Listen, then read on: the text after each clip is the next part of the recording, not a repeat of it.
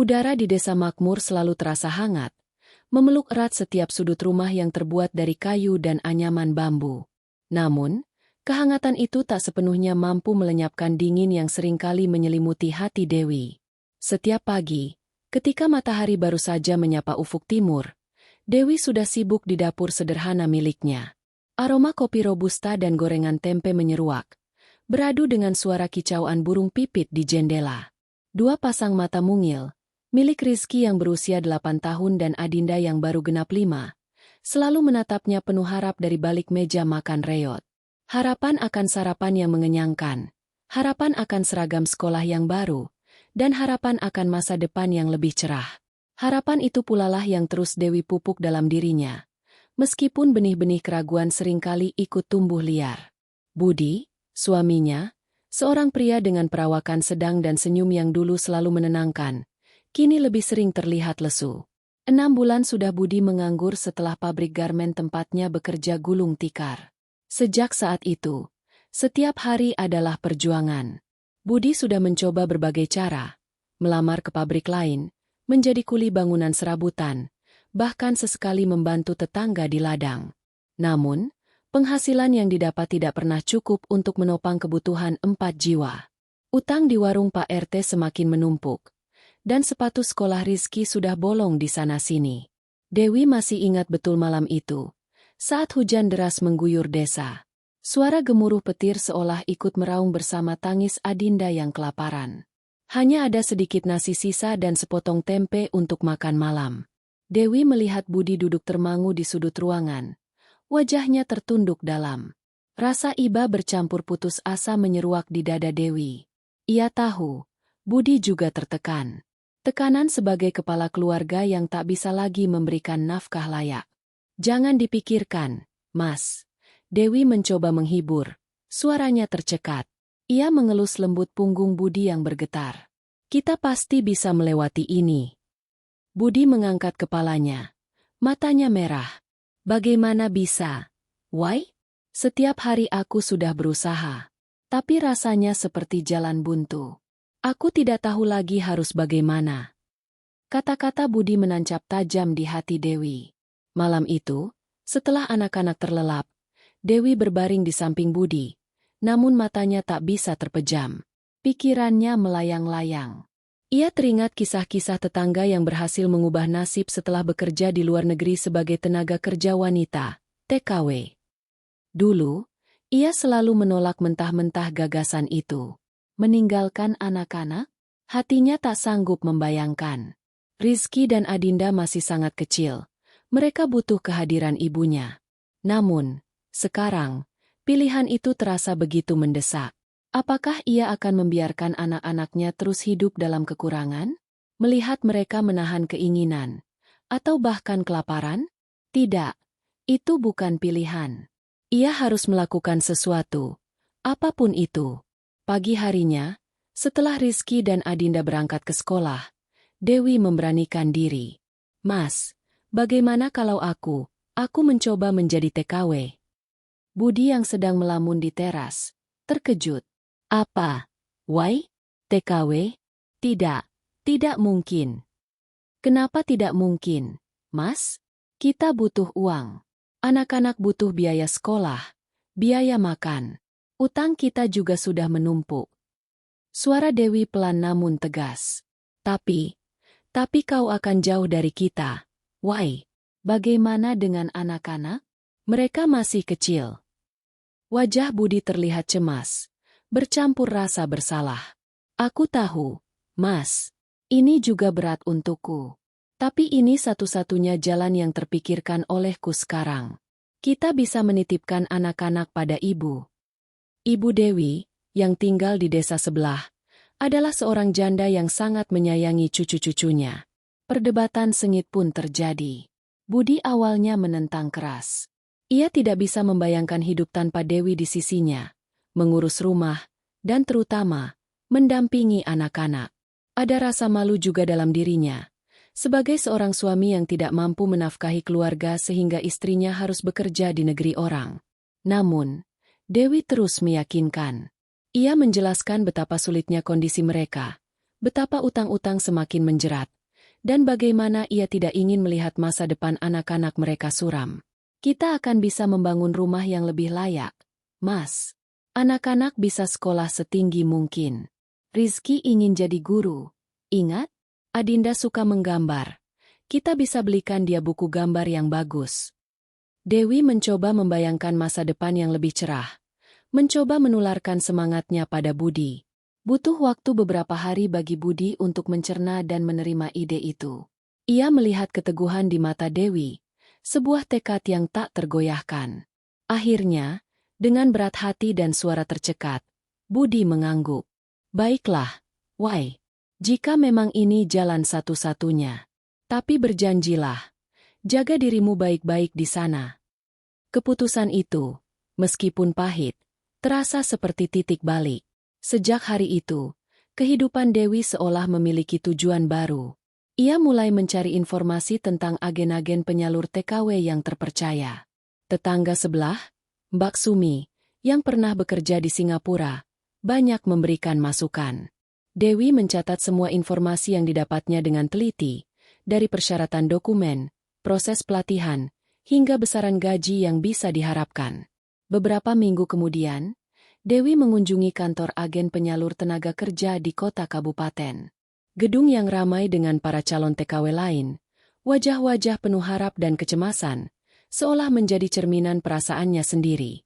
Ia mengisi formulir, menjalani wawancara singkat, dan kemudian diminta untuk mengikuti serangkaian tes kesehatan. Setiap langkah yang ia ambil terasa berat, namun bayangan senyum anak-anaknya selalu menjadi pemicu semangat. Selama proses pendaftaran, Dewi seringkali merasa lelah fisik dan mental.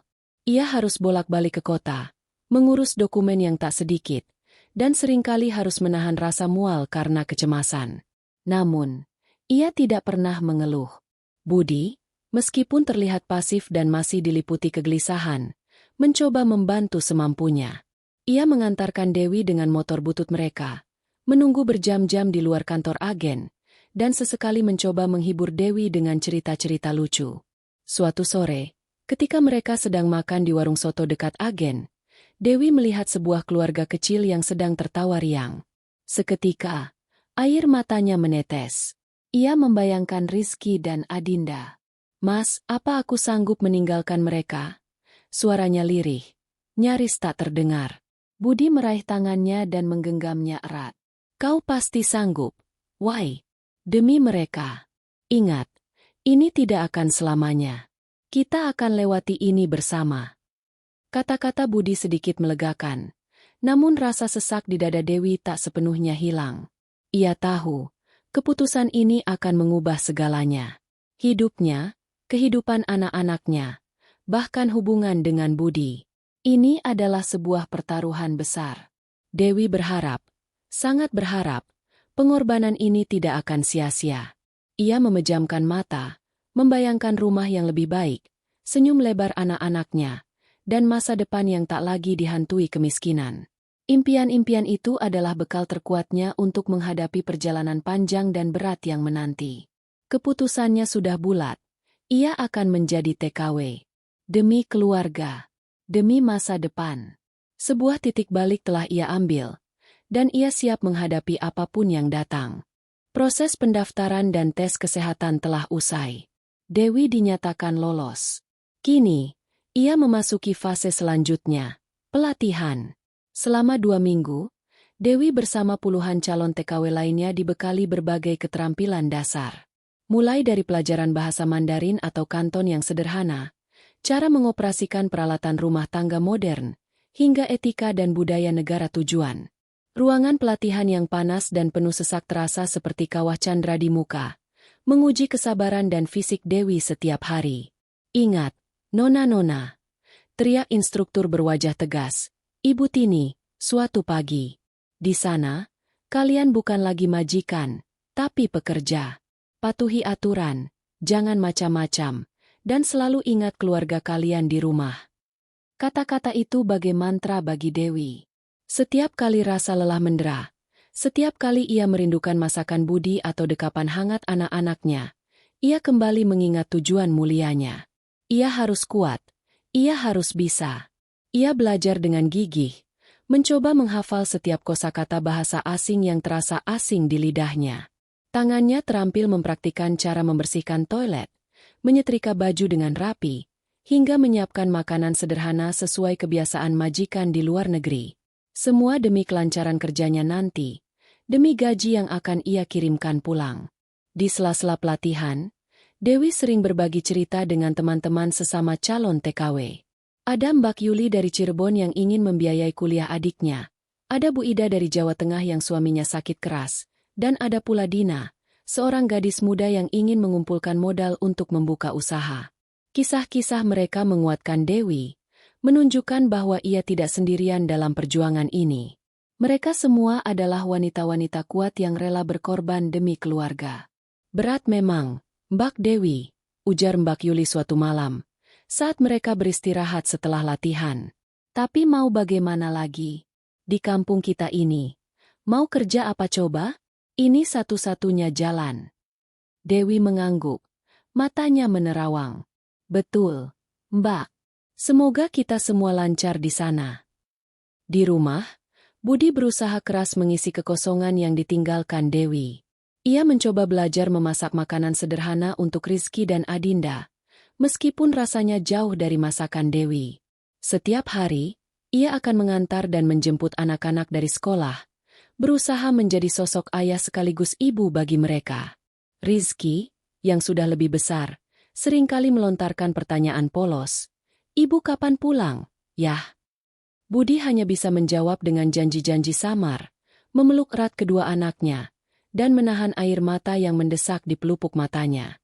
Ia tahu, kepergian Dewi ini adalah pengorbanan terbesar mereka.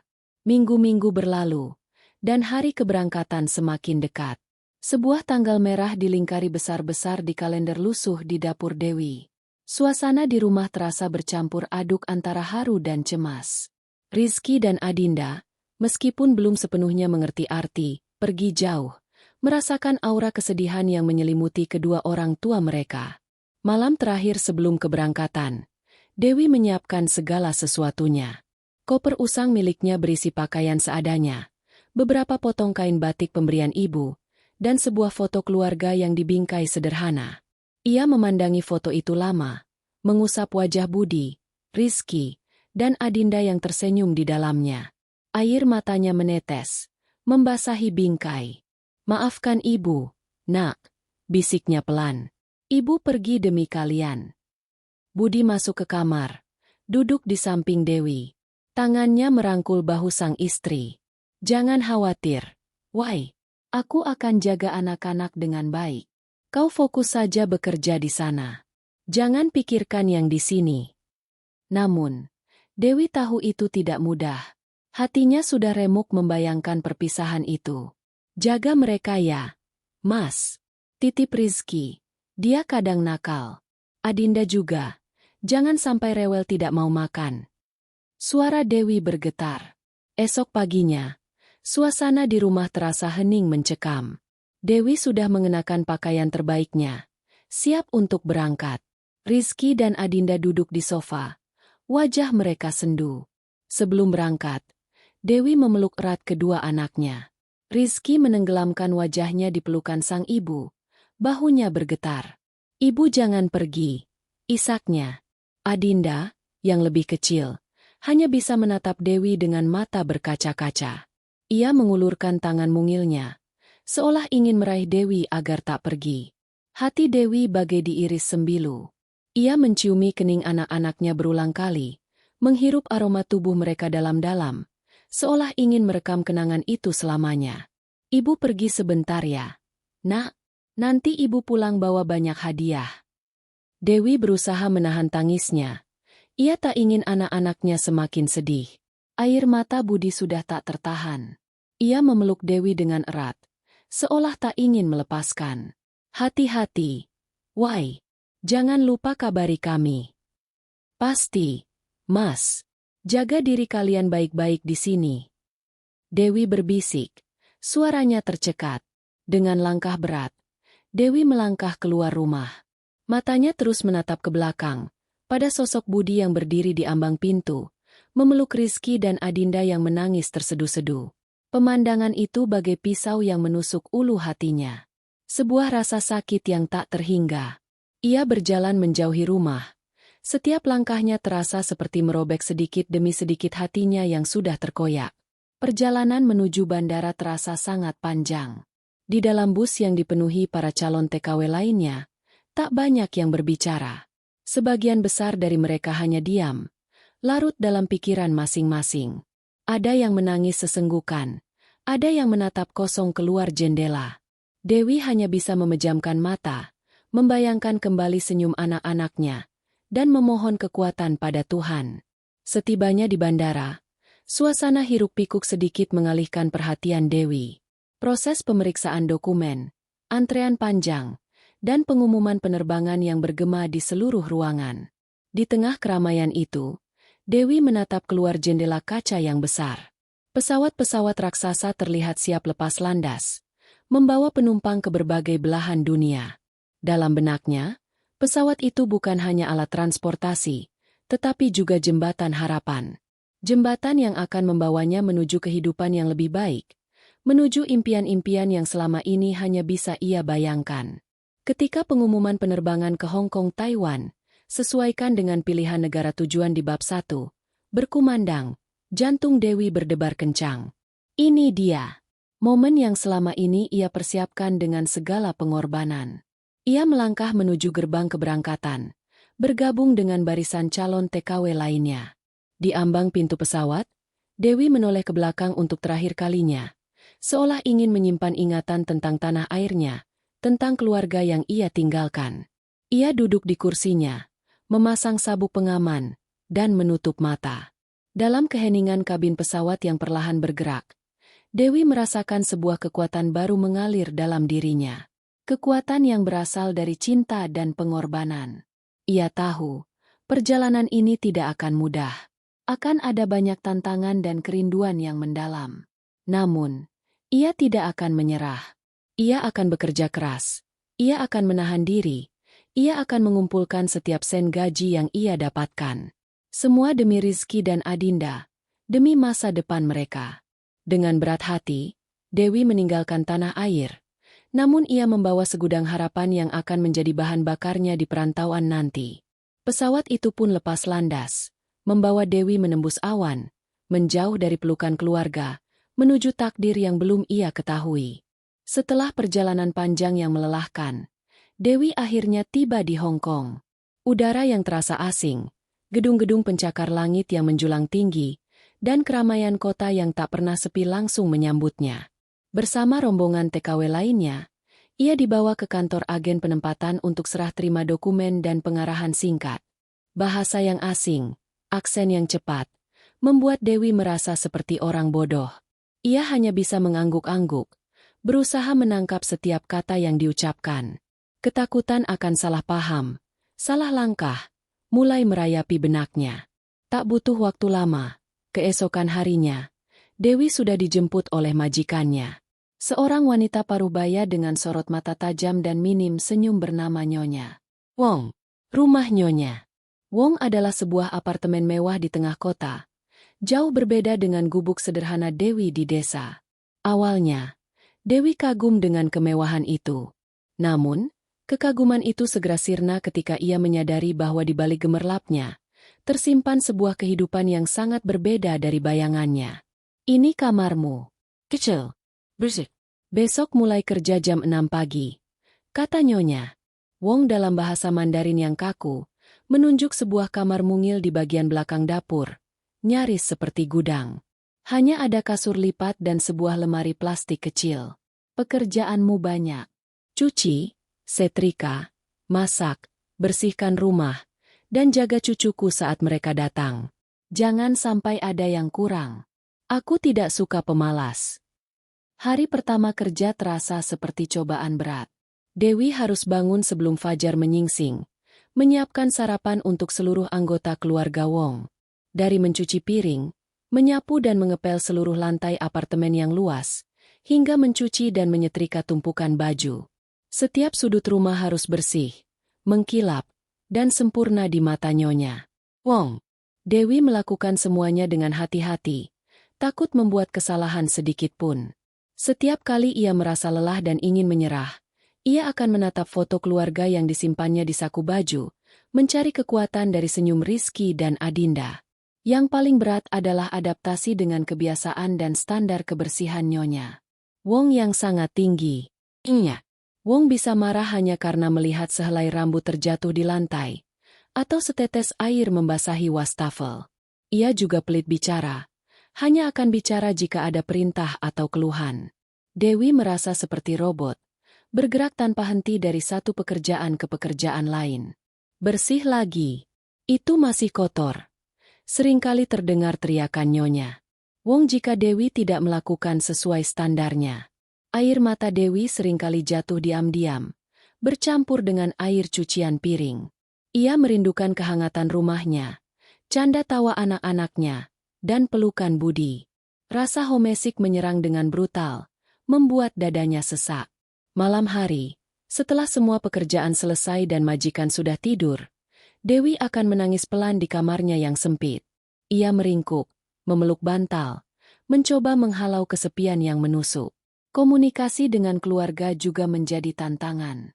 Jaringan internet di rumah majikan tidak selalu stabil, dan waktu luang Dewi sangat terbatas, hanya beberapa jam di hari Minggu. Bahkan di hari Minggu pun, seringkali ada pekerjaan mendadak yang membuat ia tak bisa keluar. Ketika akhirnya ia bisa menelpon Budi, suaranya akan bergetar menahan rindu. "Bagaimana kabar kalian, Mas? Anak-anak sehat?" tanyanya suatu sore. Suaranya terdengar parau karena menahan tangis. "Alhamdulillah, Wai.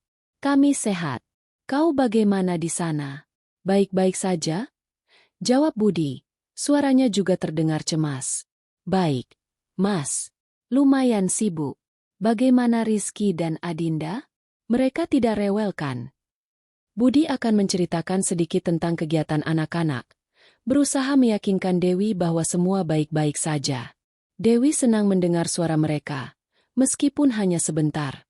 Ia selalu menanti-nanti momen itu, meski kadang sinyal buruk membuat percakapan terputus-putus. Gaji pertamanya, sebesar HKD 4.000, sekitar 8 juta rupiah, langsung ia kirimkan seluruhnya ke rekening Budi. Ada rasa bangga dan lega bercampur aduk. Ini adalah hasil keringatnya, pengorbanannya. Semoga cukup untuk membayar utang dan kebutuhan anak-anak. "Mas," pesannya singkat. Bulan-bulan pertama adalah neraka bagi Dewi. Fisiknya seringkali terasa remuk. Punggungnya pegal, kakinya bengkak, dan tangannya sering melepuh karena sabun deterjen. Pernah suatu ketika, ia tak sengaja memecahkan piring majikan. Wong memarahinya habis-habisan, bahkan mengancam akan memotong gajinya. Dewi hanya bisa menunduk, membiarkan air matanya mengalir. Ia merasa begitu kecil dan tak berdaya di negeri orang. Namun, di tengah semua kesulitan itu, ada secercah cahaya. Dewi menemukan kekuatan dari dalam dirinya yang ia tak pernah tahu ada. Ia belajar untuk lebih sabar, lebih gigih, dan lebih tangguh. Ia juga menemukan teman-teman baru sesama TKW di Hong Kong, meskipun hanya bertemu di hari libur. Mereka sering berbagi cerita, tips, dan dukungan moral. "Memang begitu, Mbak Dewi," kata Susi, teman barunya dari Jawa Timur. "Majikan memang banyak maunya. Kita harus sabar. Anggap saja ini ujian, demi anak-anak di rumah." Dukungan dari teman-teman ini sedikit meringankan beban Dewi. Mereka adalah satu-satunya orang yang bisa ia ajak bicara tentang keluh kesahnya tanpa dihakimi. Mereka saling menguatkan, menjadi keluarga di tanah rantau. Dewi juga mulai sedikit demi sedikit menguasai bahasa Mandarin, yang membuat komunikasinya dengan Nyonya Wong menjadi sedikit lebih mudah, meskipun Nyonya Wong tetap dingin. Setiap malam, sebelum tidur, Dewi akan membuka dompetnya dan menatap foto keluarga. Ia akan membayangkan senyum Rizky dan Adinda, tawa mereka, dan pelukan mereka. Ia membayangkan rumah baru yang ingin ia bangun, pendidikan tinggi untuk anak-anaknya. Impian-impian itu adalah bahan bakar yang membuatnya terus bertahan. Ia menahan segala kerinduan, segala kepedihan, demi tujuan utamanya. Ia adalah seorang pejuang, seorang ibu yang rela berkorban. Realita di perantauan memang jauh dari bayangan indahnya, penuh dengan keringat dan air mata. Namun, Dewi percaya, semua ini akan terbayar suatu hari nanti. Ia harus kuat. Ia berjanji pada dirinya sendiri dan pada keluarganya di rumah. Bulan-bulan berlalu. Dewi sudah hampir 1 tahun bekerja di Hong Kong. Rutinitasnya masih sama. Bangun pagi buta, bekerja tanpa henti hingga larut malam, dan menahan segala rindu serta lelah. Namun, ia merasa sedikit lebih terbiasa. Tangannya sudah lihai mengerjakan segala tugas rumah tangga, dan telinganya mulai akrab dengan dialek Kantonis yang sering diucapkan Nyonya Wong. Gaji yang ia terima selalu ia sisihkan, sebagian kecil untuk kebutuhan pribadinya yang sangat minim, dan sebagian besar ia kirimkan pulang ke Indonesia. Awalnya, komunikasi dengan Budi dan anak-anak berjalan cukup lancar. Setiap minggu, jika ada kesempatan, Dewi akan menghubungi mereka melalui panggilan video. Wajah Rizky dan Adinda yang ceria adalah pelepas dahaga rindunya. Budi selalu terlihat antusias, menceritakan perkembangan anak-anak, dan mengucapkan terima kasih atas kiriman uang Dewi. Alhamdulillah, Wai, uangnya sudah sampai. Suara Budi terdengar lega di ujung telepon suatu sore. Rizky sudah beli sepatu baru. Adinda juga sudah kubelikan pensil warna. Sisanya sudah kubayar untuk utang di warung. Hati Dewi menghangat mendengar kabar itu. Syukurlah, Mas. Kau harus pastikan anak-anak makan yang cukup ya. Dan Rizky, jangan lupa belajar. Ibu tidak mau dia ketinggalan pelajaran. Pasti, Wai. Kau jangan khawatir. Kami semua di sini baik-baik saja. Mendengar Budi mengatakan, kami semua baik-baik saja, selalu menenangkan Dewi. Ia mempercayai Budi sepenuhnya. Ia percaya bahwa semua pengorbanannya tidak sia-sia, bahwa gajinya benar-benar digunakan untuk kebaikan keluarga. Ia bekerja lebih keras lagi, demi anak-anaknya bisa makan enak, punya pakaian layak, dan bisa terus bersekolah. Namun, seiring waktu, Dewi mulai merasakan ada kejanggalan. Frekuensi komunikasi Budi perlahan berkurang. Dulu, Budi selalu aktif menanyakan kabar Dewi dan rajin mengirimkan foto anak-anak. Kini, Dewi yang lebih sering harus berinisiatif menghubungi duluan. Panggilan videonya seringkali tidak diangkat, atau hanya sebentar saja. Mas, kenapa susah sekali dihubungi? Tanya Dewi suatu kali, setelah berulang kali mencoba menelepon Budi. Oh, maaf, Wai. Tadi aku di ladang Pak Amir. Sinyalnya susah sekali di sana. Jawab Budi, suaranya terdengar agak terburu-buru. Di ladang? Tapi tadi pagi aku telepon tidak diangkat juga. Mas? Iya, Wai. Aku sedang bantu Pak Joko betulkan atap. Sedang sibuk-sibuknya. Alasan-alasan yang diberikan Budi selalu masuk akal di permukaan. Budi memang sering membantu tetangga serabutan.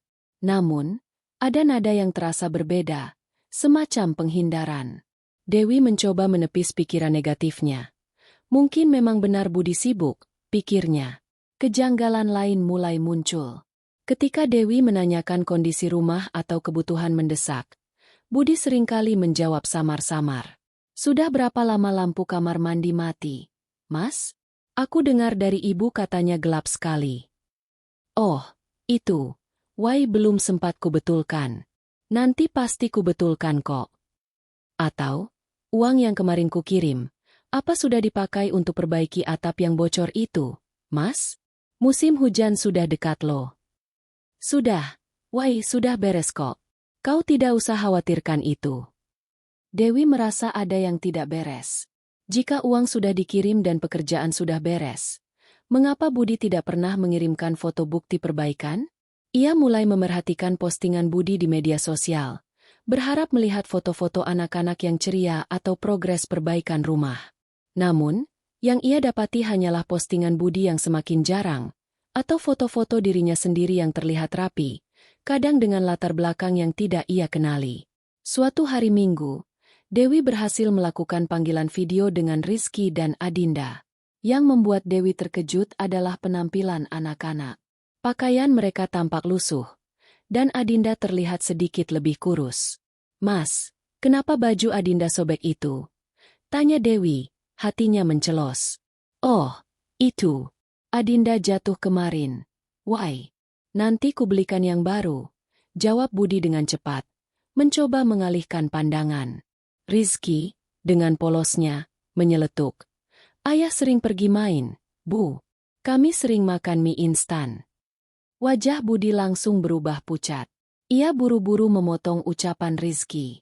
"Rizky ini, nakal sekali bicaranya.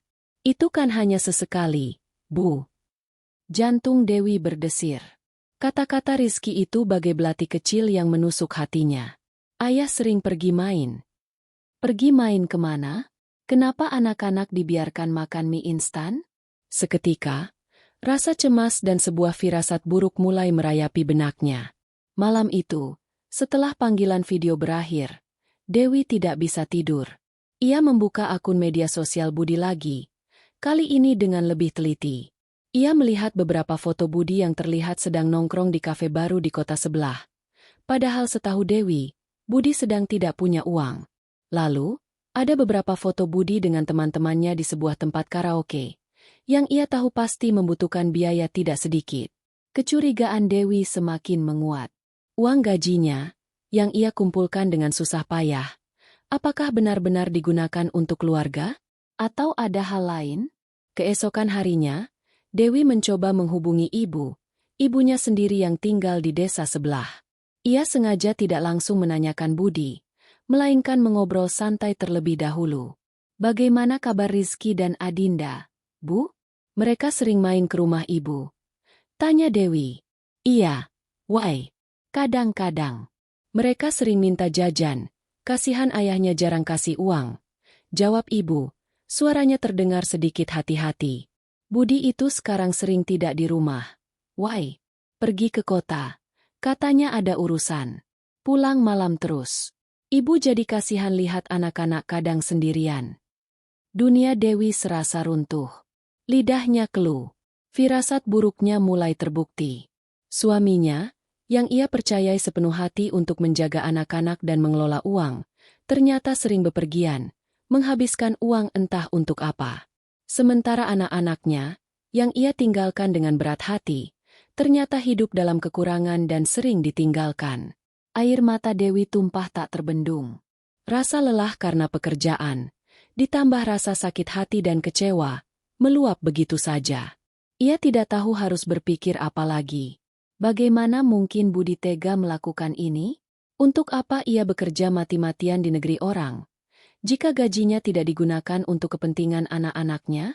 Sebuah pertanyaan besar mulai menggantung di benak Dewi, sebuah pertanyaan yang akan segera ia temukan jawabannya. Dan jawaban itu akan jauh lebih menyakitkan dari yang bisa ia bayangkan. Kecurigaan awal ini hanyalah permulaan badai yang lebih besar. Malam itu, setelah panggilan telepon dengan ibu, Dewi merasa dunianya runtuh. Kata-kata polos Rizky dan pengakuan jujur dari sang ibu bagaikan palu godam yang menghantam hatinya. Kecurigaan yang selama ini hanya berupa bisikan halus, kini berteriak lantang dalam benaknya. Budi, suaminya, telah membohonginya. Bukan hanya tentang penggunaan uang, tapi juga tentang keberadaannya dan kondisi anak-anak. Rasa sakit hati bercampur amarah membakar dalam diri Dewi. Ia merasa bodoh, begitu naif telah mempercayai Budi sepenuh hati. Setiap tetesan keringat yang ia curahkan, setiap tetes air mata yang ia tahan di perantauan, seolah menjadi bahan bakar bagi api perselingkuhan suaminya. Tidak, ia tidak bisa tinggal diam. Ia harus mencari tahu kebenarannya, seberapapun menyakitkan itu. Dengan tangan gemetar, Dewi membuka kembali aplikasi media sosial di ponselnya. Ia membuka profil Facebook Budi, mencoba mencari petunjuk. Scroll demi scroll, ia melewati foto-foto lama mereka yang penuh kenangan indah, yang kini terasa hambar dan menusuk. Ia melihat komentar-komentar dari teman-teman Budi, namun tidak ada yang mencurigakan.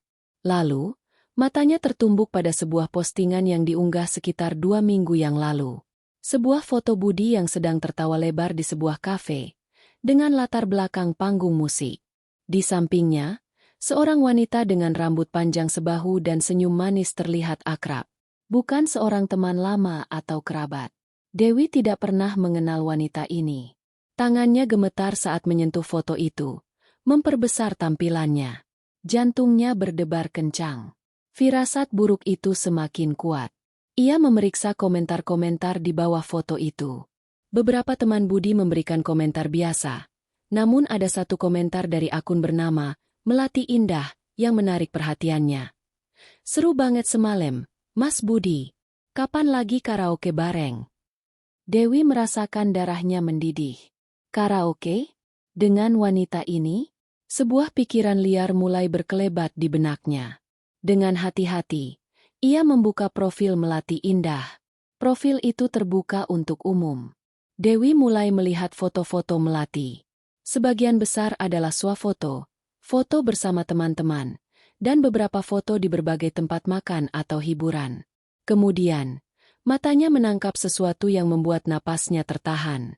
Ada beberapa foto Melati yang diunggah dalam beberapa bulan terakhir, dengan latar belakang yang dikenali Dewi, sebuah tempat makan lesehan di kota sebelah, tempat yang dulu sering ia dan Budi kunjungi saat pacaran. Lebih parah lagi, di beberapa foto itu, samar-samar terlihat sosok seorang pria di kejauhan, atau bahkan sebuah tangan pria yang memegang cangkir yang sama dengan cangkir Budi di foto lain. Meskipun tidak terlalu jelas, bentuk tangannya, arloji yang dipakai, semuanya mirip dengan Budi. Dewi terus menggali. Ia melihat unggahan Melati lainnya. Ada beberapa status yang terdengar ambigu. Senangnya bisa jalan-jalan terus, ditemani dia. Atau, terima kasih sudah selalu ada untukku. Dan yang paling mengerikan, ada satu foto yang diunggah 3 bulan yang lalu, menunjukkan sepasang tangan saling menggenggam di atas meja makan. Cincin kawin di jari manis tangan pria itu sangat mirip dengan cincin kawin Budi. Dewi mematung. Air mata yang selama ini ia tahan, kini mengalir deras, membasahi pipinya. Punggungnya merosot perlahan di dinding kamar. Perselingkuhan itu nyata. Suaminya, pria yang ia tinggalkan dengan ribuan kepercayaan, pria yang ia cintai dan ayah dari anak-anaknya, telah mengkhianatinya. Ia mengingat semua kejanggalan, Budi yang sulit dihubungi, alasan-alasan sibuk yang tak masuk akal, kondisi anak-anak yang terlihat kurang terurus, serta uang yang ia kirimkan, yang ternyata tidak sepenuhnya digunakan untuk rumah tangga. Ternyata, selama ini, saat ia mati-matian bekerja di negeri orang, suaminya justru bersenang-senang, menghamburkan uang gajinya untuk wanita lain. Rasa sakit itu begitu menusuk, melumpuhkan seluruh indera Dewi. Pikirannya kosong, namun hatinya dipenuhi badai amarah, kecewa, dan pengkhianatan yang tak terlukiskan. Ia merasa dikhianati dalam tingkat yang paling fundamental. Pengorbanannya, air matanya, kerinduannya pada anak-anak, semua terasa sia-sia. Lebih dari sekadar sakit hati, ada rasa jijik yang muncul. Bagaimana mungkin Budi, pria yang pernah bersumpah setia di hadapan Tuhan dan orang tua mereka, tega melakukan ini? Dewi meremas ponsel di tangannya. Matanya bengkak, napasnya memburu. Ia ingin berteriak, ingin melampiaskan semua kemarahan ini. Namun, ia terkurung dalam kamar sempitnya, di negeri orang, jauh dari siapapun yang bisa ia peluk dan menangisi. Ia merasa sangat sendirian. Pikiran-pikiran buruk mulai bermunculan. Apakah Melati ini tahu Budi sudah punya istri? Apakah Budi benar-benar mencintai wanita itu? Bagaimana dengan anak-anak? Apa yang harus ia lakukan sekarang? Kembali ke Indonesia dan menghadapi Budi? Atau tetap di sini, menelan semua kepahitan ini demi gaji yang entah akan digunakan untuk apa? Dewi mencoba menghubungi Susi, teman sesama TKW yang dikenalnya. Namun, ini sudah larut malam, dan Susi mungkin sudah tidur. Dewi merasa tak ada tempat untuk berbagi, tak ada bahu untuk bersandar. Hanya ada dirinya dan kepedihan yang meluap-luap. Di tengah kesendirian itu, Dewi teringat kembali pengorbanannya. Ia mengingat saat-saat ia membersihkan muntahan cucu majikan, saat ia dimarahi karena hal sepele, saat ia menahan lapar karena lupa makan demi menyelesaikan pekerjaan. Semua demi anak-anaknya. Semua demi masa depan yang lebih baik. Dan kini, Semua itu terasa dihancurkan oleh perbuatan satu orang. Ia melihat kembali foto Melati yang tersenyum di samping Budi. Senyum itu seolah mengejeknya, menertawakan penderitaannya. Dewi ingin sekali melemparkan ponselnya, menghancurkan bukti pengkhianatan itu. Tapi ia tak melakukannya. Ia tahu, bukti itu penting. Bukti yang akan ia gunakan untuk menghadapi Budi, untuk menuntut penjelasan atas pengkhianatan ini. Air mata Dewi terus mengalir hingga ia kelelahan dan tertidur dalam posisi meringkuk, masih memegang ponselnya erat-erat. Mimpi buruk menghantui tidurnya. Bayangan Budi dan Melati menari-nari di depannya. Pagi harinya, ia terbangun dengan mata bengkak dan kepala pusing. Namun, rasa sakit di hatinya tidak berkurang sedikit pun. Kebohongan telah terungkap. Dan kini, Dewi tahu, ia harus bersiap menghadapi babak paling menyakitkan dalam hidupnya. Badai yang sesungguhnya baru saja akan dimulai. Pagi itu, di tengah hiruk-pikuk kota Hong Kong yang tak pernah tidur, dunia Dewi terasa sunyi, hampa.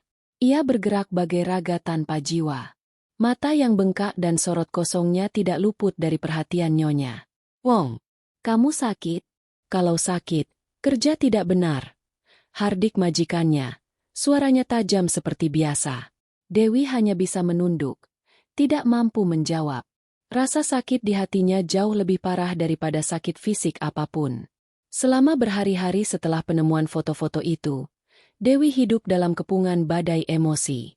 Marah membakar dadanya.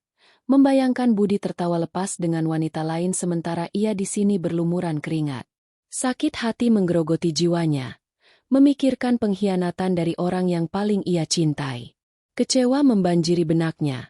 Menyadari pengorbanannya selama ini hanyalah topeng bagi kebohongan suaminya. Dan yang paling berat, rasa dikhianati itu begitu mendalam. Seolah seluruh fondasi kepercayaannya telah runtuh. Setiap kali ia memegang sapu, bayangan Budi dan Melati menari-nari di pikirannya. Saat mencuci piring, ia mendengar tawa mereka. Bahkan aroma masakan yang ia buat terasa hambar, karena hatinya terasa hancur lebur.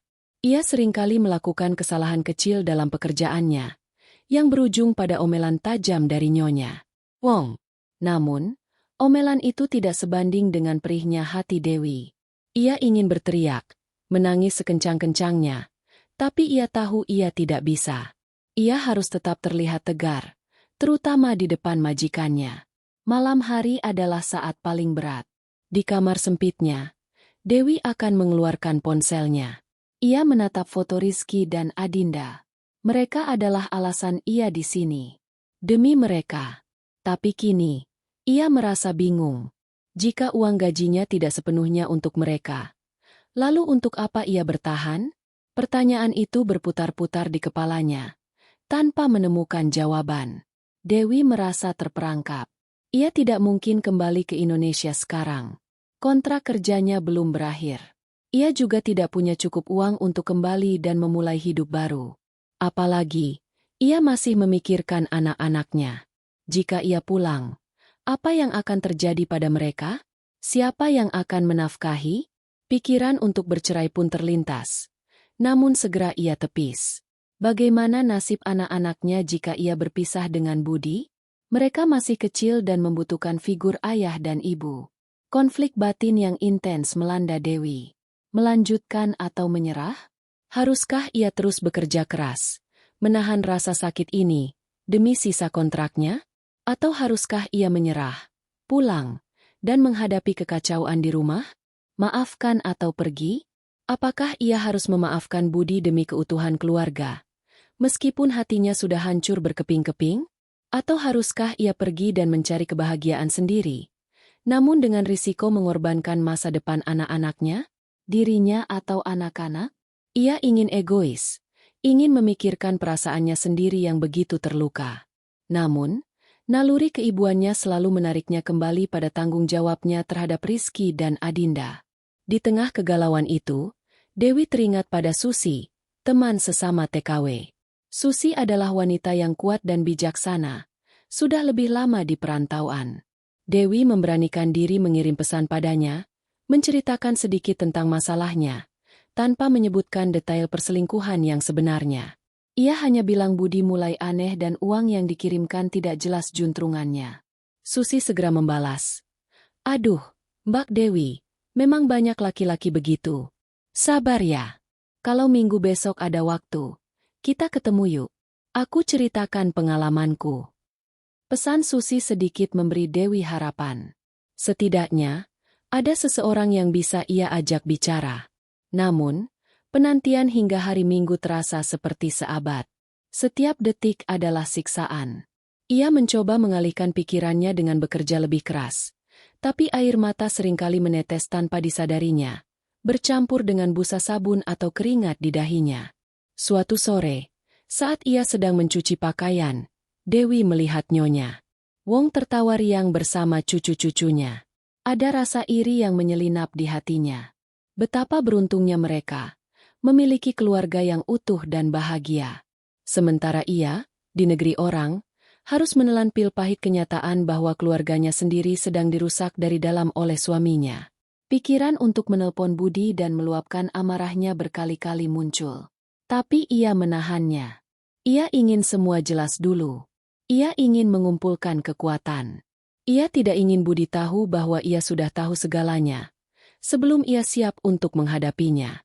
Ketegangan di hati Dewi terus menumpuk. Nafsu makannya hilang, tidurnya tidak nyenyak. Tubuhnya terasa lebih kurus, wajahnya semakin pucat. Ia seringkali merasa pusing dan mual. Namun, ia memaksakan diri untuk terus bekerja. Ia tidak ingin gajinya dipotong atau sampai dipulangkan paksa. Ia tidak ingin kehilangan satu-satunya sumber penghasilan yang ia miliki saat ini. Dalam kesendiriannya, Dewi hanya bisa berdoa. Ia memohon kekuatan, petunjuk, dan kesabaran. Ia mencoba meyakinkan dirinya sendiri bahwa ini adalah ujian, dan ia harus bisa melewatinya. Ia teringat pepatah lama, badai pasti berlalu.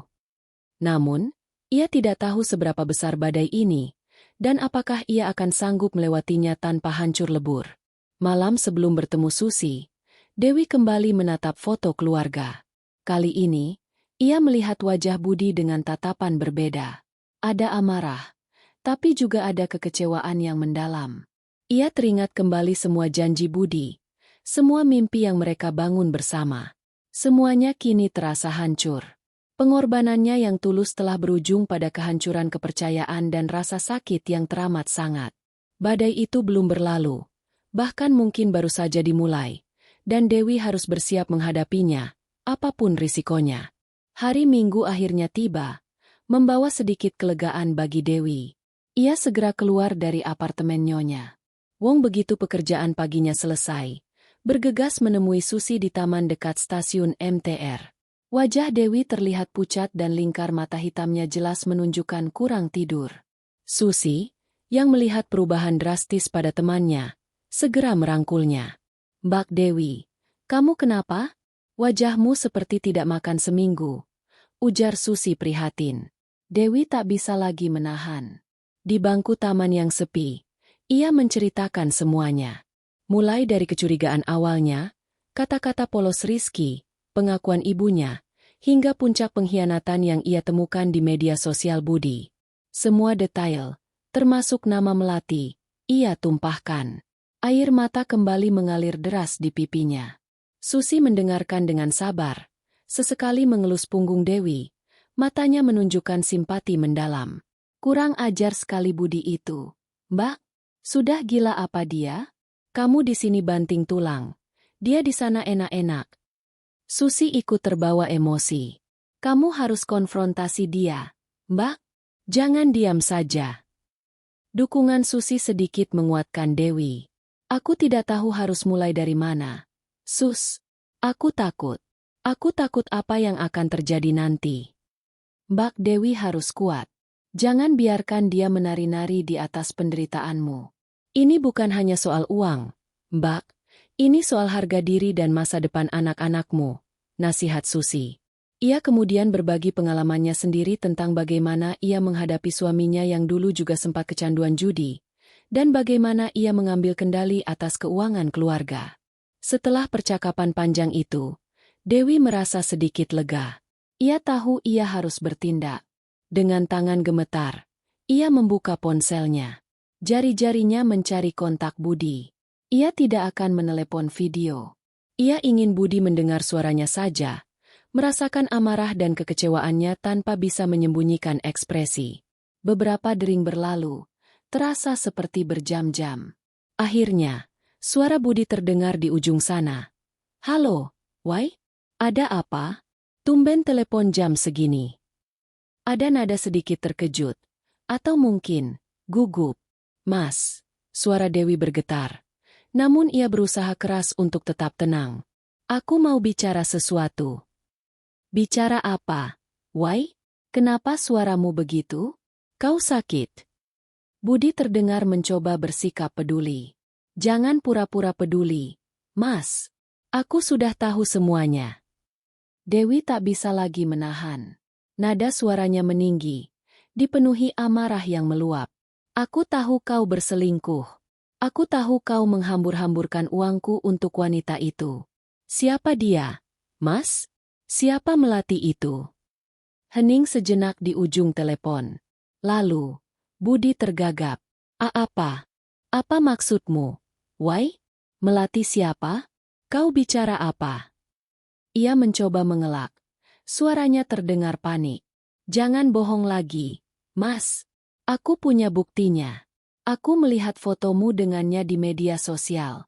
Aku melihat kalian pergi ke sana kemari. Apa kau sudah gila, Mas? Aku di sini banting tulang, hidup susah, menderita karena jauh dari anak-anak, demi kalian. Dan kau? Kau malah bersenang-senang dengan wanita lain menggunakan uangku." Suara Dewi pecah. Ia tidak bisa lagi menahan tangisnya. Air mata deras mengalir membasahi pipi. "Wai, dengarkan aku dulu. Wai, itu tidak seperti yang kau pikirkan." Budi mencoba menjelaskan, namun suaranya terdengar tidak meyakinkan. Dia hanya teman. "Wai, aku hanya menemaninya sebentar. Itu tidak sengaja." "Teman? Teman macam apa yang kau ajak karaoke? Yang kau ajak makan berdua? Yang kau pegang tangannya di foto? Dan uangnya, Mas? Uang gajiku yang kucari dengan susah payah. Apa kau pakai untuk bersenang-senang dengan wanita itu? Sementara anak-anakku, anak-anakmu, di rumah makan mie instan." Teriakan Dewi membuat beberapa pejalan kaki menoleh. Namun ia tidak peduli. Seluruh emosinya tumpah ruah. Budi mulai memohon-mohon. "Maafkan aku, Wai. Aku hilaf. Aku tidak bermaksud begitu. Aku janji tidak akan mengulanginya lagi. Aku hanya merasa kesepian. Wai, kau kan jauh." Kata-kata, kesepian, dari Budi bagai bensin menyiram api amarah Dewi. Kesepian. Jadi karena kesepian, kau bisa seenaknya mengkhianati aku. Bagaimana dengan kesepianku di sini, Mas? Bagaimana dengan rindu anak-anak? Kau pikir aku tidak kesepian? Aku jauh dari rumah, hidup sendirian di negeri orang, demi kau dan anak-anak. Kau pikir mudah? Budi terus membujuk, memohon maaf, bahkan mulai menyalahkan Dewi secara implisit. "Aku juga manusia, Wai. Aku butuh teman. Aku butuh perhatian. Kau selalu sibuk, tidak pernah ada di sini. Jadi ini salahku. Salahku karena aku bekerja demi keluarga kita. Salahku karena aku berkorban untuk masa depan anak-anak kita." Dewi tidak percaya dengan apa yang didengarnya. Budi mencoba memutarbalikkan fakta, mencoba melempar kesalahan padanya. Konfrontasi jarak jauh ini semakin memanaskan suasana. Budi yang awalnya mencoba mengelak, kini mulai defensif. Ia berjanji akan berubah, akan meninggalkan Melati, akan menggunakan uang dengan benar. Namun, bagi Dewi, kata-kata itu sudah tidak memiliki bobot lagi. Kepercayaan di hatinya sudah hancur lebur. "Aku tidak percaya lagi padamu, Mas," kata Dewi dengan suara tercekat, mencoba menahan air mata yang terus mengalir. "Aku kirim uang setiap bulan, tapi anak-anakku bilang mereka sering makan mie instan. Baju mereka lusuh. Aku lihat sendiri dari panggilan video. Apa yang kau lakukan dengan uang itu, Mas? Apa kau lupa siapa yang menafkahi keluarga kita sekarang? Ada keheningan lagi. Kali ini, Budi tidak bisa berkutik. Ia tahu ia telah tertangkap basah. Wai, aku akan perbaiki semuanya. Tolong beri aku kesempatan. Wai, aku janji. Kesempatan. Dewi tertawa sinis. Tawa yang terdengar sangat menyakitkan. Kesempatan apa lagi, Mas? Kau sudah menghancurkan kepercayaanku. Kau sudah menghancurkan semua yang sudah kubangun dengan susah payah. Apa kau pikir aku akan percaya lagi padamu setelah ini? Pertengkaran berlanjut, semakin memanas. Budi mulai meninggikan suara, mencoba mengintimidasi Dewi.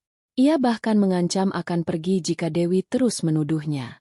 Namun, kali ini, Dewi tidak gentar. Kemarahannya memberinya kekuatan. Terserah kau mau pergi atau tidak, Mas, bentak Dewi. Air matanya tak lagi mengalir, berganti dengan sorot mata yang tajam. Aku hanya ingin kau tahu, aku sudah tahu semuanya. Dan setelah ini, jangan pernah kau harap aku akan mempercayaimu lagi seperti dulu. Dewi mengakhiri panggilan secara sepihak. Tangannya masih gemetar. Jantungnya berdebar kencang. Pertengkaran itu menguras seluruh energinya. Namun ada sedikit rasa lega. Setidaknya, ia sudah melampiaskan sebagian amarahnya. Budi tahu ia sudah tahu. Susi segera merangkul Dewi lagi. Bagaimana, Mbak? Dia mencoba mengelak, lalu memohon, lalu menyalahkan aku. Jawab Dewi, suaranya parau. Tapi aku sudah bilang padanya, aku tidak akan percaya lagi. Meskipun sedikit lega, hati Dewi masih terasa pedih. Konfrontasi jarak jauh ini memang telah mengungkap kebenaran dan meluapkan amarah. Namun, ia tahu, ini hanyalah langkah pertama. Jalan ke depan akan lebih sulit, penuh dengan keputusan-keputusan berat yang harus ia ambil sendiri. Perasaan dikhianati dan kehancuran kepercayaan itu masih sangat membekas, mengukir luka yang dalam di hatinya. Dewi kini sadar, ia tidak bisa lagi bergantung pada Budi. Ia harus memikirkan langkah selanjutnya, demi dirinya dan anak-anaknya. Setelah konfrontasi telepon yang menguras emosi itu, Dewi merasa kosong, namun juga sedikit lega. Beban kebohongan yang selama ini menghimpitnya akhirnya terangkat. Namun, kelegaan itu segera digantikan oleh gelombang pertanyaan yang lebih besar dan berat. Apa yang harus ia lakukan sekarang?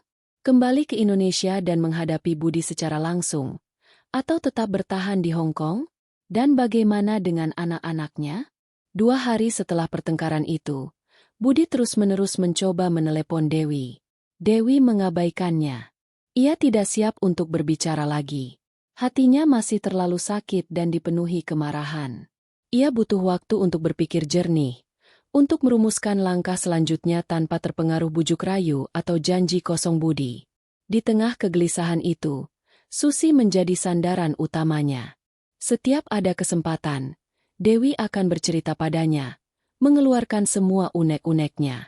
Susi tidak hanya mendengarkan, tapi juga memberikan nasihat praktis.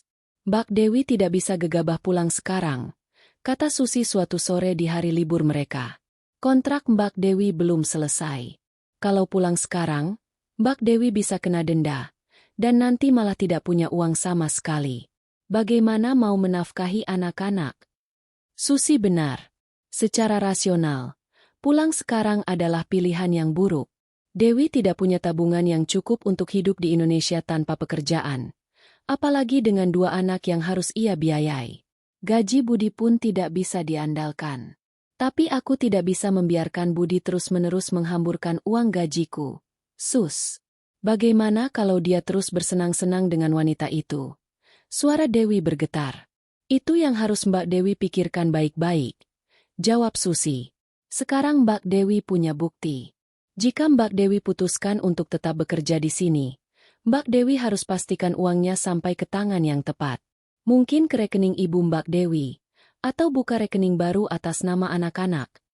Ide Susi membuka mata Dewi. Ya, itu bisa menjadi solusi jangka pendek. Ia tidak bisa menghentikan Budi berselingkuh dari jauh, tapi ia bisa memastikan uangnya tidak jatuh ke tangan yang salah. Setidaknya, kebutuhan dasar anak-anak akan terpenuhi. Selain dukungan dari Susi, Dewi juga menemukan kekuatan tak terduga dari Nona Lim, anak perempuan Nyonya Wong. Nona Lim adalah wanita muda yang bekerja di kantor. Ia lebih modern dan empatis dibanding ibunya. Meskipun tidak banyak bicara, Nona Lim sering melihat Dewi menangis diam-diam saat menelepon keluarga. Suatu kali, saat Nyonya Wong sedang tidak di rumah, Nona Lim mendekati Dewi. "Kamu ada masalah?" Tanyanya dalam bahasa Inggris yang terbata-bata, namun cukup jelas. "Kamu terlihat sangat sedih." Dewi ragu-ragu, tapi ia merasa ada kebaikan di mata Nona Lim. Dengan sedikit keberanian, ia menceritakan garis besar masalahnya, tentang suaminya yang tidak jujur dengan uang dan sepertinya berselingkuh. Nona Lim mendengarkan dengan serius. "Itu menyakitkan sekali," kata Nona Lim. Ekspresinya berubah sendu. "Wanita sepertimu, yang berkorban untuk keluarga, seharusnya tidak diperlakukan seperti itu." Ia kemudian memberikan sebuah kartu nama. "Ini nomor teleponku. Jika kamu butuh bantuan atau ingin bicara lagi, jangan sungkan. Aku punya kenalan pengacara yang sering membantu kasus TKW yang bermasalah. Mungkin tidak sampai ke sana, tapi setidaknya dia bisa memberi saran." Uluran tangan dari Nona Lim terasa seperti air di padang gurun bagi Dewi. Ia tidak menyangka akan mendapatkan simpati seperti itu dari anggota keluarga majikannya. Dukungan itu memberinya sedikit keyakinan bahwa ia tidak benar-benar sendirian di perantauan. Pilihan sulit terus membayangi pikiran Dewi. Bertahan di Hong Kong, melanjutkan kontrak kerja, memastikan gaji dialihkan ke rekening yang lebih aman, misalnya rekening ibunya atau membuka rekening atas nama anak-anak yang hanya bisa diaksesnya. Ini akan memberinya stabilitas finansial untuk anak-anak, meskipun ia harus menahan sakit hati dan kerinduan lebih lama. Ia bisa menabung lebih banyak untuk masa depan mereka. Kembali ke Indonesia. Pulang untuk menghadapi Budi secara langsung, mungkin menggugat cerai. Pilihan ini akan memberi kelegaan emosional sesaat, namun akan menghadapi masalah finansial yang lebih besar dan masa depan yang tidak pasti untuk anak-anak. Ia juga harus siap menghadapi stigma sosial jika ia bercerai. Setelah menimbang-nimbang, dan dengan pertimbangan matang bersama Susi, Dewi membuat keputusan yang berat, namun rasional. Ia akan bertahan di Hong Kong. Pengorbanannya sudah terlalu besar untuk disia-siakan. Ia harus memastikan anak-anaknya memiliki masa depan yang lebih baik, terlepas dari perbuatan Budi. Ia menghubungi ibunya lagi, kali ini dengan suara lebih tenang dan tegas. "Ibu, mulai bulan depan, uang gajiku akan kukirim langsung ke rekening ibu. Tolong ibu kelola dengan baik untuk kebutuhan Rizky dan Adinda. Jangan berikan sepeser pun kepada Budi, kecuali kalau memang itu untuk kebutuhan anak-anak dan ibu sendiri melihatnya secara langsung." Ibunya terkejut, namun Dewi menjelaskan dengan singkat bahwa ia tidak lagi mempercayai Budi untuk mengelola uang. Ibu, dengan naluri keibuan dan rasa sayang pada cucu-cucunya, menyanggupi. "Baik, Nak. Ibu akan jaga uangnya baik-baik. Kamu jangan khawatir." Mendengar janji ibunya, hati Dewi sedikit tenang.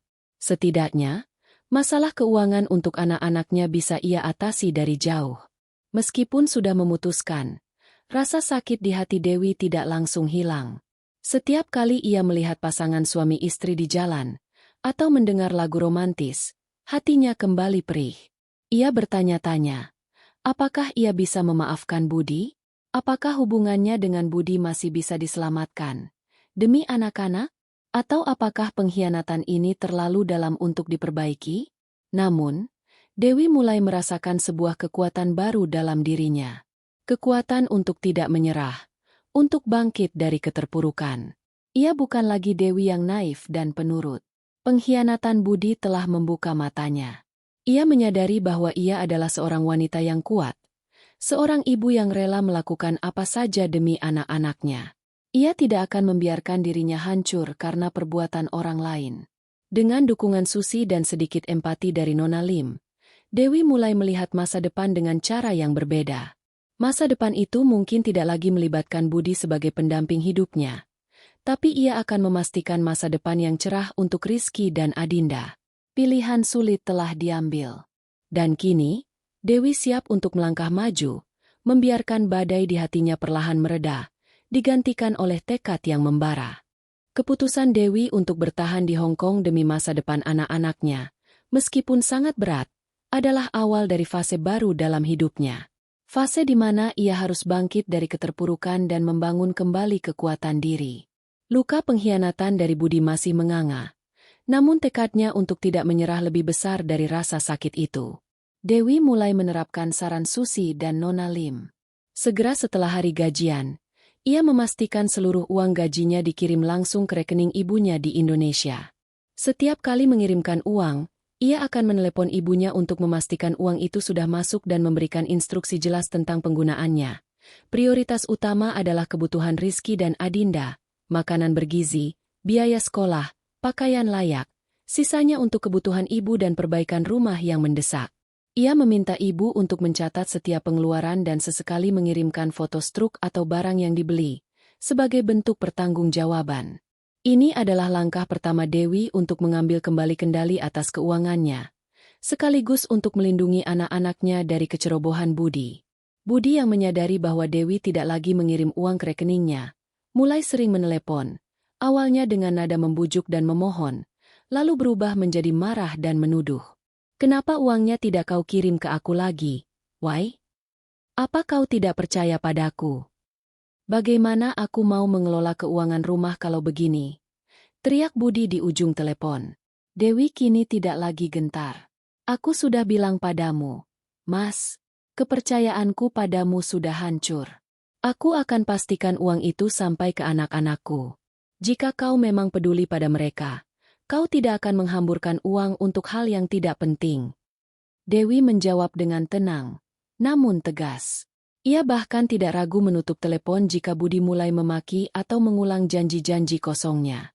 Hatinya sudah mati rasa terhadap bujuk rayu Budi. Ia fokus pada tujuannya. Di sisi lain, Dewi mulai mencari cara untuk meningkatkan kualitas hidupnya di Hong Kong. Ia tahu ia harus lebih mandiri. Dengan bantuan Susi, ia mulai mengikuti kursus bahasa Inggris dasar di hari libur. Meskipun lelah, ia memaksakan diri. Ia ingin bisa berkomunikasi lebih baik, tidak hanya dengan majikan tapi juga dengan dunia luar. Bahasa Inggris akan memberinya lebih banyak pilihan di masa depan. Ia juga mulai menyimpan sedikit uang untuk dirinya sendiri, jumlah yang sangat kecil namun ia butuhkan untuk kursus dan sesekali membeli kebutuhan pribadi yang mendesak. Pekerjaan di rumah Nyonya Wong tetap melelahkan, namun Dewi kini melakukannya dengan motivasi yang berbeda. Ini bukan lagi pengorbanan buta untuk suami yang tak tahu diri, melainkan investasi untuk masa depan anak-anaknya dan dirinya sendiri. Ia bekerja dengan lebih fokus, mencoba menghindari kesalahan agar tidak dimarahi dan gajinya tidak dipotong. Hubungannya dengan Nona Lim juga sedikit membaik.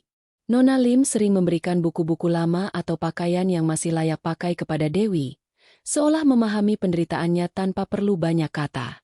Lambat laun, Dewi mulai merasakan perubahan dalam dirinya. Ia tidak lagi sering menangis di malam hari. Rasa sakit itu masih ada, namun ia menyalurkannya menjadi energi positif. Ia mulai menyadari bahwa ia adalah wanita yang kuat, yang mampu bertahan dalam kondisi sulit sekalipun. Ia melihat dirinya bukan lagi sebagai korban, melainkan sebagai pejuang. Ia juga mulai menjalin ikatan yang lebih kuat dengan teman-teman sesama TKW. Mereka sering bertemu di hari libur, berbagi cerita, dan saling mendukung. Mereka adalah jaring pengaman sosial Dewi di perantauan.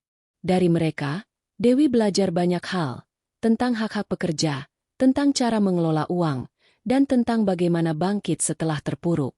Pernah suatu kali, Dewi menerima panggilan video dari ibunya. Rizky dan Adinda tampak lebih ceria. Wajah mereka terlihat lebih berisi. Rizky menunjukkan seragam sekolah barunya dengan bangga, dan Adinda memamerkan buku gambar dan pensil warna yang baru dibelikan ibu. Pemandangan itu membuat hati Dewi menghangat, sedikit mengobati luka di hatinya. Ini adalah hasil pengorbanannya. Ini adalah buah dari keputusannya untuk tetap bertahan. Terima kasih, Ibu. Terima kasih sudah menjaga mereka dan mengelola uangnya, kata Dewi terharu pada ibunya. Ini sudah kewajiban ibu. Nak, kamu di sana juga jaga diri baik-baik. Jangan terlalu memikirkan yang di sini. Anak-anak sudah aman sama ibu. Jawab ibunya. Suaranya penuh kasih sayang. Percakapan itu semakin menguatkan tekad Dewi. Ia tidak akan membiarkan pengkhianatan Budi merusak impiannya untuk anak-anak. Ia mungkin tidak bisa menyelamatkan pernikahannya, tapi ia akan menyelamatkan masa depan anak-anaknya. Ia mulai berangan-angan tentang apa yang akan ia lakukan setelah kontraknya selesai. Mungkin ia akan membuka usaha kecil di desa, atau mencari pekerjaan lain yang lebih baik di Indonesia. Ia mulai menyusun rencana-rencana kecil, langkah demi langkah, menuju kemandirian penuh. Rasa sakit hati terhadap Budi memang belum sepenuhnya hilang, namun Dewi tidak lagi membiarkannya mengendalikan hidupnya. Ia sadar, ia harus fokus pada hal-hal yang bisa ia kontrol, pekerjaannya, pendidikan anak-anaknya, dan masa depannya sendiri. Ia telah melewati titik terendah dalam hidupnya, dan kini, ia merasakan bahwa ia sedang bangkit dari keterpurukan, selangkah demi selangkah, menjadi wanita yang lebih tangguh, mandiri, dan berani menghadapi segala tantangan. Cahaya harapan mulai terlihat di ujung terowongan, bukan lagi harapan semu yang bergantung pada orang lain, melainkan harapan yang ia bangun sendiri dengan keringat dan ketekadannya. 2 tahun telah berlalu sejak Dewi menginjakkan kaki di Hong Kong. Kontrak kerjanya dengan Nyonya Wong akan segera berakhir. 2 tahun yang penuh air mata, dan perjuangan batin yang hebat. Namun, kini, ia tidak lagi merasakan kepedihan yang sama. Bekas luka memang masih ada, namun ia telah belajar hidup dengannya, mengolahnya menjadi kekuatan. Ia adalah Dewi yang berbeda kini, lebih tangguh, lebih bijaksana. Selama 2 tahun ini, ia secara konsisten mengirimkan uang gajinya ke rekening ibunya. Ia juga memastikan untuk sesekali melakukan panggilan video dengan anak-anaknya. Rizky kini sudah tumbuh besar, lebih mandiri, dan ia bangga menceritakan prestasinya di sekolah. Adinda juga semakin ceria, tumbuh menjadi gadis kecil yang aktif dan pintar menggambar. Melihat mereka tumbuh sehat dan bahagia adalah anugerah terbesar bagi Dewi, dan itu semua berkat ketabahannya. Hubungan Dewi dengan Budi tidak pernah membaik. Budi sesekali masih mencoba menghubungi, dengan alasan ingin berbicara atau bertanya tentang anak-anak. Namun, Dewi selalu menjaga jarak. Ia hanya akan berbicara jika itu menyangkut urusan penting anak-anak. Ia tidak lagi peduli dengan janji-janji kosong Budi, maupun tentang siapa melati atau bagaimana kehidupan Budi sekarang. Fokusnya sepenuhnya pada dirinya dan anak-anak. Ia telah mengambil keputusan dalam hatinya untuk tidak lagi menganggap Budi sebagai bagian dari masa depannya, meskipun secara hukum mereka masih terikat. Beberapa bulan sebelum kontraknya berakhir, Nona Lim pernah menawari Dewi untuk memperpanjang kontrak atau bahkan mencarikan pekerjaan lain dengan gaji lebih baik di Hong Kong. Nona Lim mengakui bahwa Dewi adalah pekerja yang sangat baik dan rajin. Tawaran itu menggiurkan, apalagi kondisi ekonomi di Indonesia belum sepenuhnya pulih. Namun, Dewi menolak dengan sopan. Hatinya sudah bulat. Ia ingin pulang. Ia merindukan tanah kelahirannya. Dan yang paling penting, ia ingin berada di sisi anak-anaknya. Terima kasih, Nona Lim. Nona sangat baik padaku. Tapi aku sudah lama tidak bersama anak-anakku. Aku harus pulang, kata Dewi. Senyum tulus mengembang di wajahnya. Aku mengerti, jawab Nona Lim dengan pengertian. Jaga dirimu baik-baik, Dewi. Semoga kamu bahagia di sana. Hari kepulangan itu akhirnya tiba. Di Bandara Hong Kong, Dewi berpamitan dengan Susi. Mereka berpelukan erat, berjanji untuk tetap menjaga komunikasi. Hati-hati, Mbak Dewi. Semoga semuanya lancar di sana, ujar Susi, matanya berkaca-kaca. Kamu juga, Sus. Semoga sukses di sini, balas Dewi. Perjalanan pulang terasa berbeda dari keberangkatannya dulu. Jika dulu ia berangkat dengan hati penuh kecemasan dan kepedihan, kini ia pulang dengan hati yang diliputi rindu, harapan, dan sebuah tekad yang kuat. Di dalam pesawat, Dewi menatap awan di luar jendela. Ia memejamkan mata, membiarkan kenangan pahit dan manis selama di perantauan melintas di benaknya. Pengkhianatan Budi memang melukai. Tapi pengalaman itu juga menempa dirinya menjadi pribadi yang jauh lebih kuat. Setibanya di Bandara Indonesia, Dewi menarik napas dalam-dalam. Aroma tanah air langsung menyambutnya. Keramaian bandara terasa seperti pelukan hangat. Di pintu kedatangan, ia melihat ibu berdiri, memegang dua spanduk kecil yang dibuat dengan tangan. Satu bertuliskan, "Selamat datang Ibu Dewi," dan yang lain dihiasi gambar matahari dan bunga. Di samping ibu, berdiri Rizky dan Adinda, dengan senyum lebar yang tak bisa disembunyikan. Wajah mereka berseri-seri, sehat, dan bahagia. Tangis haru Dewi pecah. Ia berlari memeluk kedua anaknya, mendekap mereka erat-erat, mencium kening mereka berulang kali. Aroma tubuh mereka, sentuhan tangan mereka, adalah kebahagiaan yang tak ternilai harganya. Anak-anak ibu. Ibu rindu sekali. Bisiknya di sela-sela isak tangisnya. Ibu mengusap punggung Dewi. Sudah, nak. Jangan menangis lagi. Kamu sudah pulang. Di antara kerumunan, Dewi melihat Budi berdiri di kejauhan, menatapnya dengan pandangan campur aduk. Ada rasa bersalah, penyesalan, dan mungkin sedikit kecanggungan. Dewi menatapnya balik. Tatapannya datar, tanpa emosi. Tidak ada lagi rasa marah yang meluap. Hanya sebuah penerimaan bahwa pria itu telah menjadi bagian dari masa lalu yang menyakitkan. Ia tidak mengabaikan Budi sepenuhnya. Karena bagaimanapun Budi adalah ayah dari anak-anaknya. Tapi ia tidak akan pernah membiarkan Budi memiliki kendali atas hidupnya lagi. Dewi memegang erat tangan anak-anaknya. Ia melangkah maju, melewati Budi tanpa sepatah kata pun. Ia tidak perlu lagi penjelasan atau permintaan maaf. Tindakannya sudah berbicara lebih banyak daripada kata-kata. Sesampainya di rumah ibunya, Dewi melihat kebahagiaan yang sesungguhnya. Rumah sudah lebih baik. Anak-anaknya tumbuh sehat. Ia memeluk ibunya. Terima kasih, Ibu. Ibu sudah menjaga semuanya dengan sangat baik. Dewi kini memulai lembaran baru dalam hidupnya. Dengan tabungan yang ia kumpulkan, ia berencana membuka usaha warung makan kecil di desa, menggunakan keterampilan memasaknya.